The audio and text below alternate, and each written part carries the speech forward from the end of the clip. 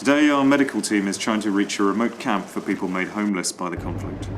We'll give a radio check once we're on the other side. Lima 1 out. That's a good copy. If you can have all your paperwork ready, November, extra whiskey 9 out. We drive through a landscape of empty and destroyed villages. Even without security incidents, the going is tough.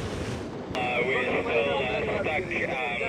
The vehicles are being dug out, and we're linking up some cables to pull the vehicle out. This is the safest route at the moment. The other route via the railway has had some attacks on it, and we're a bit worried about the safety of all the passengers and the equipment and the vehicles if we took that route.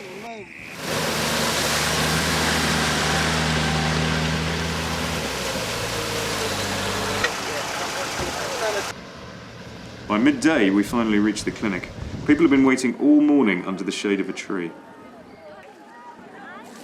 Their clothes may be bright, but these women are destitute. Their children suffer from a lethal combination of malnutrition and disease. So for common malaria, we have fever, especially in the small children, fever, diarrhea also, and the vomiting. I'm going to give her treatment for malaria.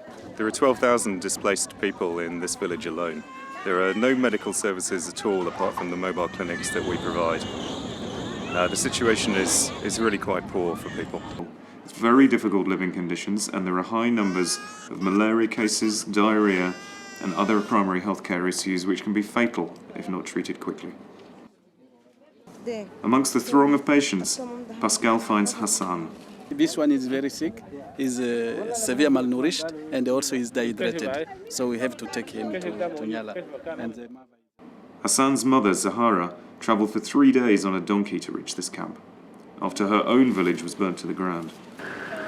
We waste no time getting back to the hospital in Nyala. For the past few weeks, this area has been peaceful, but earlier this year, our convoy was hijacked and held captive for 3 days. At the hospital, Hassan is immediately put on a drip. He'll go into a special recovery program for malnourished children, but not all of them make it. Sadly, the day before, the team brought in a child here and he died during the night. The next day, we visit another camp where Merlin used to operate a clinic. A year ago, it came under attack and our team had to flee along with thousands of people. A peace deal signed in May has made things calmer in this area, and with funding from the European Commission, we've been able to start working here again.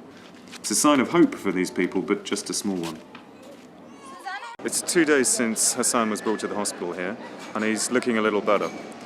Chances are that in a couple of days he'll probably be fit enough to go home with his brother and his mum. Most children in a conflict like this are in fact the victims not of guns and bombs, but of malnutrition, disease, poor water. Although Hassan is on the mend, the hospital is overwhelmed and lacks basic resources. But at least the children here now have a chance.